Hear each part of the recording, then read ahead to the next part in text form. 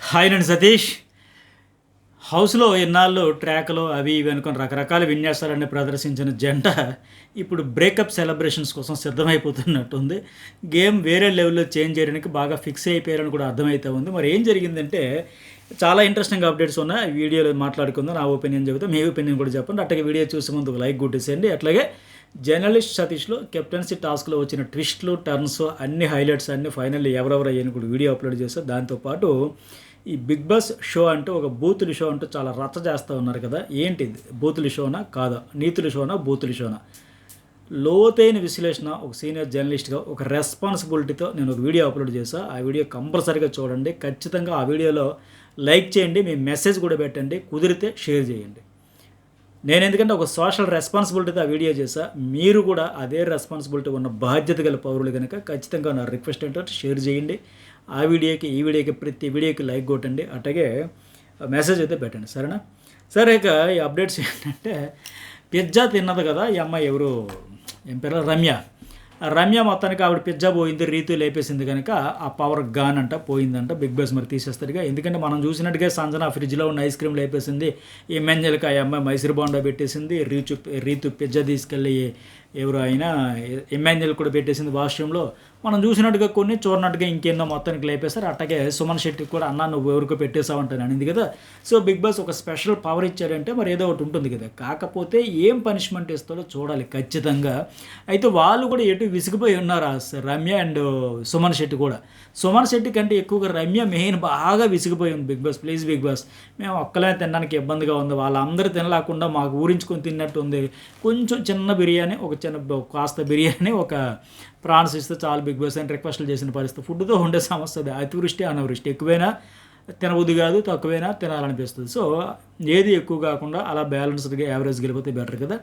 So అయితే మరి గట్టిగా వార్నింగ్ ఇస్తాడేమో అనుకుంటాను బిగ్ బాస్. ఎందుకంటే ఏదో ఒక లింక్ అయితే పెడతాడు ఈ అమ్మాయికి. ఇప్పుడు నువ్వు ఇంత ఫుడ్ వేస్ట్ చేసావు కాబట్టి ఇక లిమిట్ ఫుడ్ పెడతాడా, లేకపోతే నీ ఫుడ్ దొంగతనాలు చేసిన వాళ్ళకి నువ్వు పనిష్మెంట్ ఇస్తావా, ఏదో ఒకటి అని చెప్పి రీతుని కార్నర్ చేసే మాదిరిగా ఖచ్చితంగా పెడతాడేమో. ఆ రీతుని పిజ్జా దొంగతనం చేసేయడం వల్ల నీ పవర్ గాన్ అని చెప్పేసి ఏదో లిటిగేషన్ పెడతాడేమో. ఎందుకంటే ఈ రమ్య ఫోకస్ మొత్తం రీతు మీద, డీమోన్ మీద ఉంది. ఎందుకంటే నైట్ కూడా మళ్ళీ ఆ డీమోన్కి అడుగుతా ఉంది, మీరు ఫ్రెండ్సా, లవ్ చేసుకుంటున్నారా? డీమోన్ ఏమో ఫ్రెండ్స్ అంతే, ఏమీ లేదు, లవ్ లేదు, పాడు లేదు, లేదు అంతకంటే ఏమీ లేదని చెబుతా ఉన్నాడు. నిన్నటి వరకు ఒక బొప్పాయి నువ్వు నోట్లో కొరికి పెట్టుకొని, నువ్వు కొరికేసి నాకు నోట్లో పెట్టు, నువ్వు పులిహోర నోట్లో పెట్టుకొని ప్లేట్లో పెట్టుకుని నాకు పెట్టు, ముఖానికి రాసుకుంటూ పూసుకుంటూ నిన్న లైవ్లో కూడా గంటలు గంటలు ఒకరి పట్ల ఒకరు ఎక్కర్లేని అసూయ, అంటే వేరే వాళ్ళతో కనెక్ట్ అయిపోతున్నారు, వేరే వాళ్ళతో టైం స్పెండ్ చేస్తున్నారు. ఆ తనుజు కూడా సెటైర్లు వేసింది, చిన్నదో వైపు పెద్దదో వైపు అంటే పాటలు కూడా పాడి ఆ రేంజ్లో ఉంది. వీడి కాంపిటీషన్ ఎక్కువైపోయింది అని. ఇతడేమో రీతుకి నువ్వు కళ్యాణ్కి తినిపించావు, నేను హట్ అయ్యాను అంటే నువ్వు అందరితో తిరుక్కొని వస్తాను, నేను ఎందుకు ముఖానికి ఆ ఫేస్ క్రీములు పుయ్యాలి అంటూ నిన్నటి వరకు అట్లా ఇట్లా మాట్లాడుకుని ఫ్రెండ్స్ ఎవరైనా ఇట్లా ఒకరి నోట్లో ఒకరు తినుకుంటూ, నువ్వు కొరికిస్తే నాకు అది అమృతం, నువ్వు కొరికిస్తే నాకు అది తీయదనం, ఇవన్నీ చెప్పుకొని ఇలా కాలక్షేపం చేస్తారు. చేయాల్సిందంతా చేసి ఎన్ని చేయాలి అన్ని విన్యాసాలు ప్రదర్శించేసి ఇప్పుడేమో సడన్గా అబ్బాయి లవ్ లేదు, పాడి లేదు, ఆవిడ జెన్యున్ కనిపించట్లేదా, నాది మాత్రం జెన్యున్ అనుకున్నాం ఏంటి, నాది టైంపాసే అని ఎన్నాళ్ళకి ఓపెన్ అయ్యాడు. ఆ వీడియోలో ఆవిడకి చూపిస్తే బాగున్నాయి. రమ్య డీమోన్ మధ్య కాన్వర్జేషన్ అంతా రీతుకు ఒకసారి చూపిస్తే బాగుండేది అనిపించింది నాకు. అయితే ఈ అమ్మాయికి ఒరే మరి దారుణం రా, ఇంత ప్లేట్ ఫిరాయించిగిరని మాదిరిగా అంటుంది. ఎందుకంటే ఆవిడ కూడా నిన్నటి వరకు మనలాగా ఒక ఆడియన్గా చూసింది కదా, వీళ్ళు ఎన్ని సకల కళా వల్లభలో ఎన్ని విన్యాసాలు ప్రదర్శించారో. సడన్గా అబ్బాయి ఏమి లేదు, అస్సలు పొరపాటున కూడా లేదు, ఏమో ఆవిడ వల్ల ఉందేమో, నా వైపు నుంచి అస్సలు లేదని చెప్పేస్తా ఉన్నాడు. అట్లాగే మరోవైపు అదే టైంలో డైనింగ్ టేబుల్ దగ్గర రీతు ఏడుపు, ఎమ్మెన్యేలు ఓదార్పు. అంటే ఏంట్రా మాదే బాగా హైలైట్ చేస్తున్నారు, వచ్చిన వాళ్ళందరూ మాది మాది మాది అంత బిస్కెట్ అయిపోయిందా, లేకపోతే ఏంటి? మెయిన్ ఈ ఎవరైతున్నానో డీమోన్ కూడా అట్లాగే ఉంది యాటిట్యూడు. సో ఎమ్మెన్యేలు కూడా వచ్చి రీతునైతే వాదారుస్తుంటే రమ్య మళ్ళీ సంజన వాళ్ళు ఏదో ప్రాంక్ చేద్దామని కూడా అన్నాక రమ్య మళ్ళీ అంటుంది, మొత్తం వెలికి తీస్తా, రీతు డీమోన్ మధ్య సంబంధం ఏంటో కెలికి తీసేస్తా. ఇందుకోసం వచ్చిందా రమ్య? ఫోకస్ అంతా డీమోన్ మీద, రీతు మీద పెట్టినట్టుంది. అంటే వాళ్ళిద్దరి మధ్య ఏముంటాయి, ఈవిడికి ఎందుకు, లేకపోతే ఎందుకు, ఈవిడ గెలవడానికి వచ్చిందా, టైటిల్ కోసం వచ్చిందా, హౌస్లో ఉందామని వచ్చిందా, వాళ్ళు మాస్కులు తీసేస్తుందంటే ఫోకస్ పెట్టేస్తుంది. ఇందుకోసం రాజమండ్రి లెక్క వచ్చేసినట్టుంది. ఈవిడ ఆట ఏది ఆడొచ్చు కదా, ఎందుకు వస్తారా భయ్ అనిపించింది నాకైతే. ఎందుకంటే ఈ రీతు ప్లేస్ని రీప్లేస్ చేద్దామని ఫిక్స్ అయిపోయి వచ్చినట్టుంది. లేకపోతే ఆ వాళ్ళ రిలేషన్ గురించి ఈవిడికి ఎందుకు ఇంత యాతన?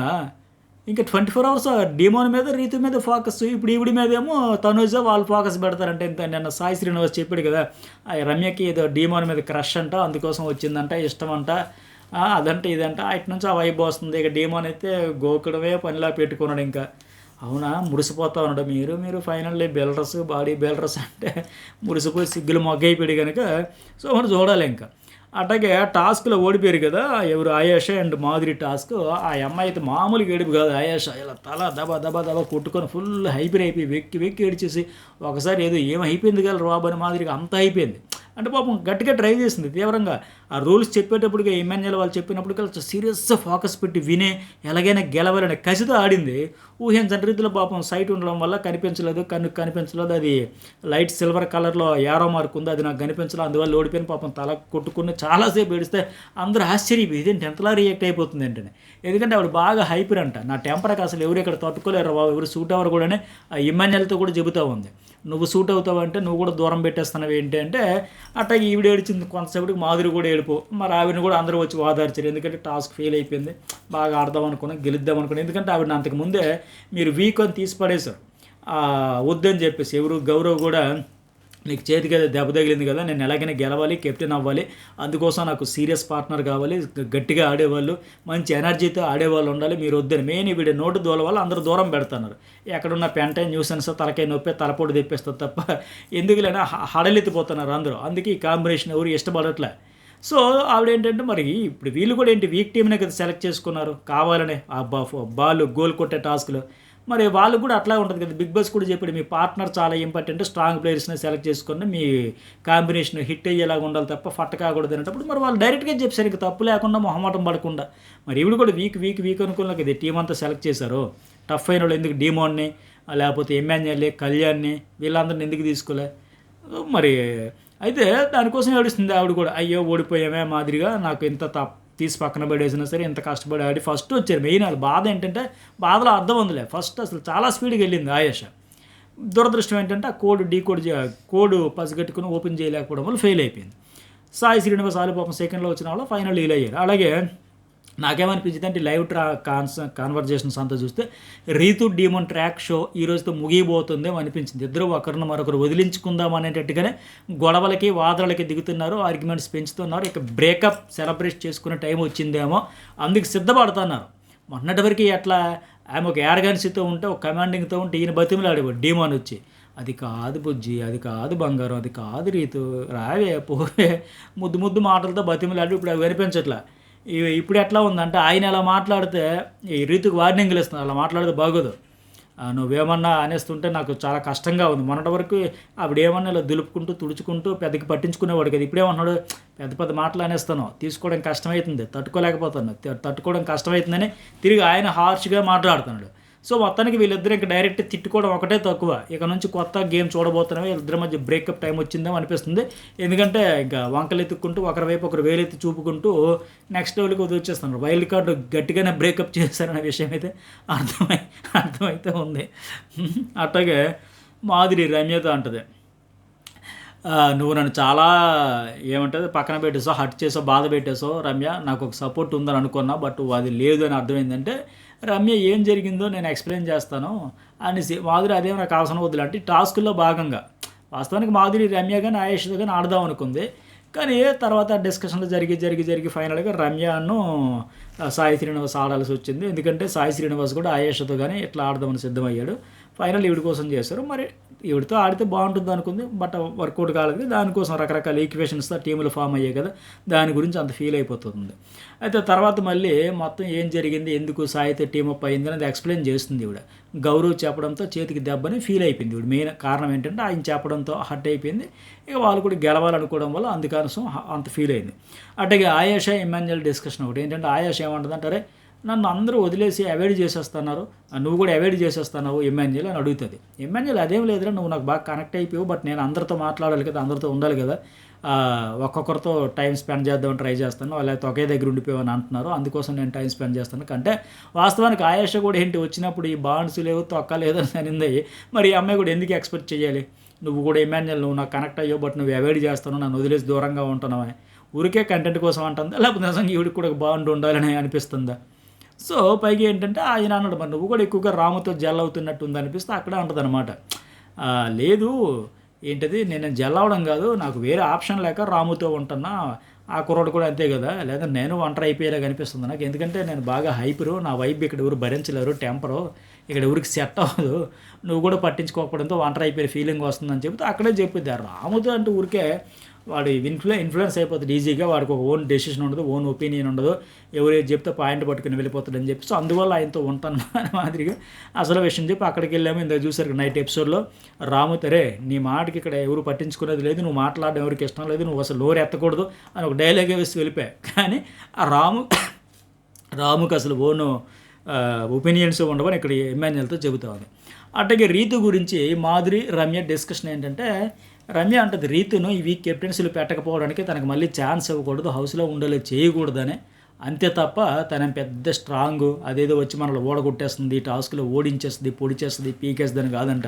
కేవలం మరొకసారి కెప్టెన్సీ పొరపాటున అయిపోయిందంటే కంటెండర్‌గా పెట్టుకొని టాస్క్‌లు ఆడేసి గెలిచేసి అయిపోయిందనుకోండి, మరొక వారం ఇమ్యూనిటీ వచ్చేస్తే అంత సీనే ఉండకూడదు. అనవసరంగా ఈ వారం అసలు నామినేషన్‌లో ఉండాల్సింది. ఆ గౌరవ్ గూడా వచ్చి కాపాడేశాడు. లక్ కలిసి వచ్చేసి ఉండిపోయింది. లేదంటే ఈ వీక్ నామినేషన్‌లో ఉంటే అస్సాం వెళ్ళిపోయేది. అంటే కక్ష కట్టేసినట్టు ఉంది మొత్తానికి రమ్య. ఎంత వేగంగా రీతును హౌస్ నుంచి తరిమేద్దామా?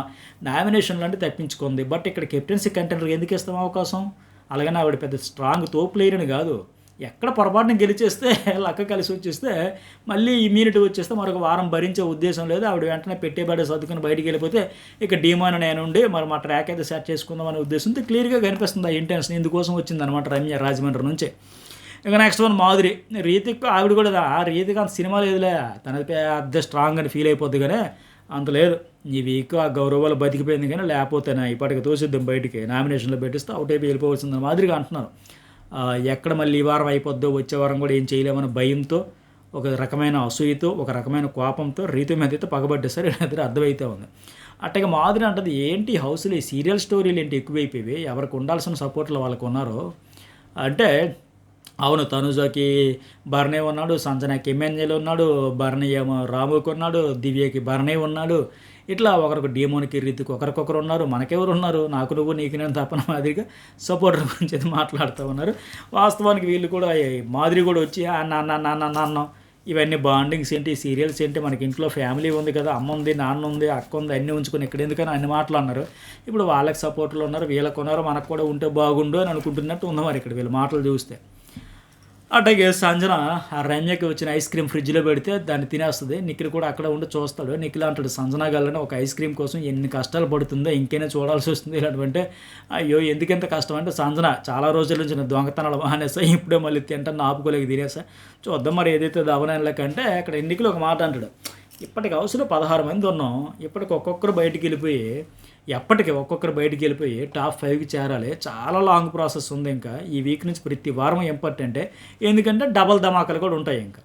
సంజన కూడా అవునవును చాలా ఇంపార్టెంటే ఎలిమినేట్ కాకుండా కూడా ఉండాలి. ఎందుకంటే డబుల్ డోసులకి సరిపోయినంత కంటెస్టెంట్స్ ఉన్నారు. పైగా స్పెషల్ పవర్స్ కూడా ఇద్దరికి ఇచ్చారు కదా. ఇమ్యూనిటీ పవర్ ఒకరికి ఇచ్చారు. ఎలిమినేషన్ ఆపే ప్రాసెస్ పవర్ ఒక ఇద్దరికి ఇచ్చారు కనుక ఇప్పటికే 9 వారాలకి 9 కంటే మించి 2 డబుల్ ఎలిమినేషన్లకు ఉండగా మళ్ళీ 2 స్పెషల్ పవర్స్ ఉన్నాయి. అంటే ఖచ్చితంగా డబుల్ ధమాకాలు ఉంటాయి కాబట్టి చాలా టఫే కాబట్టి ఈ లాంగ్ ప్రాసెస్లో ఎవ్రీ వీక్ ఇంపార్టెంట్ అని నిఖిల్ పర్ఫెక్ట్గా చెప్పాడు. ఆయన బిహేవియర్ కూడా బాగుంది. రిజర్వ్డ్గా ఆచితూచి మాట్లాడుతూ డిగ్నిఫైడ్గా ఉంటా ఉన్నాడు. సంజన కూడా అవునవును కరెక్టే అనేసి తర్వాత ఎమ్మెన్యేలతో కూడా మాట్లాడుతుంది ఆవిడ. మనం ఎలాగైనా టాప్ 5లో ఉండాలి రాబాయ్ 10 వారం వరకు ఆగిపోతే వీళ్ళకి ఫ్యామిలీ వీక్ వస్తే ఆ బూస్టప్తో ఆ ఎనర్జీతో మళ్ళీ కంటిన్యూ చేసేద్దామని మాదిరిగా. మరి ఎవరు ఉంటారో చూద్దాం టాప్ 5లో. మీకేమనిపించింది ఎవరు ఉంటారా ఉండరా టాప్ 5లో ఉండేది ఎవరు? సంజన ఎమ్మెన్యేలు ఇంకా ఎవరు ఉంటారో మెసేజ్ కూడా పెట్టండి. అట్లాగే తనుజ వర్సెస్ కళ్యాణ్ ఒక గొడవ ఏంటంటే తనుజ చాలా యూనిక్ అని అన్నదంట. ఎందుకంటే wild cards male or female ఎవరు వచ్చినా సరే మారిపోతారేమోనంటే నేను అట్లా మారిపోయే మనిషిని కాదు నేను యూనిక్ అని చెప్పిందంట ఆవిడ. దాని గురించి అతను హర్ట్ అయిపోతాడు. సో ఇప్పుడు వైల్డ్ కార్డులు వచ్చి మారిపోయిందంట. బట్ అతను ఏంటంటే మారదు అనుకున్నాడంట. గత 2 రోజులుగా వాళ్ళతోనే ఉంటుందంట. అక్కడ వాళ్ళతో అంటే ఇంకెవరితో కాదు మాధురితో ఎక్కువ టైం స్పెండ్ చేస్తుందంట. తనుజ అంటే ఏమంటుందంటే నీ ప్రకారం ఏ మనుషులతో మాట్లాడకూడదా ఎవరితో ఉండకూడదా నేను అంతేనా నీకు ఫ్రెండ్స్ కావాలి నాకు అక్కర్లేదా నీ ఫ్రెండ్స్ బాధలో ఉంటే నువ్వు ఉండాలి నాకు ఉండకూడదా ఫస్ట్ నువ్వు ఎలా ఉన్నావో నువ్వు చెక్ చేసుకుని తర్వాత నా గురించి మాట్లాడు. ఎందుకంటే ఆ మాధురి ప్రతి దానికి గొడవ వేసుకొని వచ్చిస్తుంటే ప్రతిసారి గొడవ పడతామేంటి కొన్ని సర్దుకుంటూ పోవాలి. నీకేం తెలుసురా నాయన మా బాధ మా తలపోట కిచెన్లో తల వాయి గుట్టేస్తుంది అని మాదిరి ఇరిటేట్ అయిపోతుంది. ఎందుకంటే ఆవిడతో తప్పనిసరి పరిస్థితులు అక్కడ ఉంటుంది. కానీ అంత వేగంగా కొత్త కెప్టెన్స్ వస్తే ఆ కిచెన్ నుంచి మాధురి దగ్గర నుంచి మెయిన్ బయట పడిపోయి ఆ బాత్రూమ్ బాధ్యతలను తీసుకొని అక్కడైనా బతుకుతాం కానీ ఈవిడతో పడలేము. తల పోటు చూసారా? మెయిన్ తనుజ ఎక్కడంటే హట్ అయిపోయింది. ఆవిడతో రాజు అనుకుని ఇద్దరు సరదాగా మాట్లాడుకుంటూనే మొన్న దివ్య వర్సెస్ మాధురి గొడవ ఆడినప్పుడు నాన్న అనుకుని వంగి మరి ఆవిడ మొహం చూసుకొని మరి దెప్పి పొడి ఎగతాలు చేసింది కదా. దాంతో తనుజకి ఫ్యూజులు ఎగిరిపోయాయి. నాతో ఇంత ప్రేమగా మాట్లాడుతుంది, పక్కనే మా నాన్న ఉన్నాడు, నేనున్నాను, మా ఇద్దరిని కలిపి ఇంత ఎగతాలు చేస్తుంది, ఇంత పోక్ చేస్తుంది ఏంట్రా బాబు, ఈవిడ మామూలు మనిషి కాదు, ఎవరి దగ్గర వాళ్ళు మాట్లాడుతుంది అనమాట. దివ్యతో గొడవ పడచ్చు కదా, మధ్యలో మమ్మల్ని ఎందుకు ఎగతాలు చేయడం అని చడి చప్పుడు లేకుండా తేలుకుంటుంది దొంగలాగా ఉండిపోయింది కదా. నాన్న అంటే తప్ప ఏంటని అడగొచ్చు కదా, అడగలే.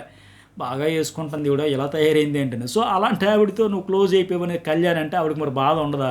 ఇప్పుడు తప్పక తలపొడి భరిస్తున్నావురా నాయన, నువ్వేంటి ఎలా షంటింగ్లో తగులుకున్నావు అనే మాదిరిగా ఆయన మీద సీరియస్ అయిపోతుంది. అయితే నాకేమనిపించిందంటే ఎవరి గేమ్ అలా ఆడకుండా ఇన్ని బాండ్స్ ఎక్కువైపోయినాయి, ఇప్పటికే ఫీడ్బ్యాక్ వచ్చాక నువ్వు వాళ్ళతో క్లోజ్ అయిపోయావు, నువ్వు వీళ్ళతో క్లోజ్ అయిపోయావు. చూసారా, ఆ డీమోన్ వచ్చి నువ్వు కళ్యాణ్కి తినిపించేసావని రీతు మీద వెలుగుతాడు. రీతు వచ్చి నువ్వు ఎవరెవరితో డ్యాన్సులు వేస్తున్నావు, అక్కడ ఇక్కడ తిరుక్కొని వస్తున్నావు అని ఆవిడ వచ్చి అతని మీద వెలుగుతూ ఉంది.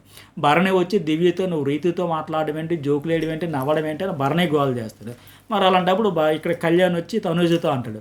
తనుజ కూడా అలాగే అంటుంది, మరి నువ్వు కూడా టైం స్పెండ్ చేస్తాను కదా ఫ్రెండ్స్తో, నీ ఫ్రెండ్స్ కోసం నువ్వు ఉన్నప్పుడు తప్పు లేదా అని ఆవిడ అంటుంది. అట్టగే మరి భరణి కూడా దివ్యకి రీతు అంటే భరణికి పడదు కాబట్టి భరణి ఏమో దివ్యని నువ్వు రీతితో మాట్లాడడం నాకు ఇష్టం లేదు, నచ్చలేదు అని హట్ అయిపోయాడు ఆయన. మరి అలాంటప్పుడు దివ్యని పదే టార్గెట్ చేస్తున్న మాధురితో ఈయన ఎందుకు మాట్లాడాలి? తనకు నచ్చని రీతితో మాట్లాడితే ఈయన ఓర్వలేనప్పుడు దివ్యను నామినేట్ చేయించిన భరణిని దివ్యని నామినేట్ చేయించింది, అట్టగే భరణిని కూడా రీతితో నామినేట్ చేయించింది కదా మాధురి. మరి ఆవిడ వల్ల కదా మెయిన్ ఈ 2 వికెట్లు ఈరోజు నామినేషన్లోకి వచ్చారు, వీళ్ళ ఫ్యామిలీకి ఎసరు పెట్టింది కదా. మరి ఆవిడతో ఈయన ఎందుకు కబుర్లు చెప్పాలి? సో ఎవరి గేమ్ అలా ఆడకుండా ఎవరు బాండ్స్ ఎవరు ఫోకస్ అటు పెట్టకుండా నువ్వు వాళ్ళతో మాట్లాడు, నేను వీళ్ళతో ఈ గోల ఎక్కువైపోయి నిజంగా ఈ సీజన్లో వరస్ట్గా ఏదైనా ఉందంటే ఎప్పుడు లేదు. ఈ బాండింగ్స్ గురించి రిలేషన్స్ గురించి గొడవలు పడుతున్నారు. వీళ్ళు ఏమి టైటిల్ మీద ఫోకస్ పెడతారు? ఆ సీరియస్నెస్ ఆ రైవలరీ అనేది లేకుండా పోయింది. మేము వచ్చింది టైటిల్ కోసమైన ఫోకస్ ఆ సీరియస్నెస్ ఒక్కరిలో కనబడట్లా. నువ్వు వాళ్ళతో క్లోజ్, నువ్వు వీళ్ళతో క్లోజ్, నువ్వు వాళ్ళకి సపోర్ట్, నువ్వు వీళ్ళకి సపోర్ట్, నువ్వు వాళ్ళకి బాగుండు, నువ్వు వీళ్ళకి బాగుండు, కిచిడీ చేసినట్టు ఉన్నారు లాస్ట్కి. ఇవి లైవ్ అప్డేట్స్. మీకేమనిపించింది? మెసేజ్ పెట్టండి, లైక్ చేయండి. అట్టగే కెప్టెన్సీకి సంబంధించి బిగ్ బాస్ షో ఎలాంటి షో ఆ వీడియో మాత్రం డెప్త్ లోతైన విశ్లేషణ నా స్టైల్లో ఉంటుంది. ఖచ్చితంగా మీకు నచ్చుద్ది, చూడండి. ఈ వీడియోకి లైక్ చేయండి, లైక్ కొట్టేసేయండి.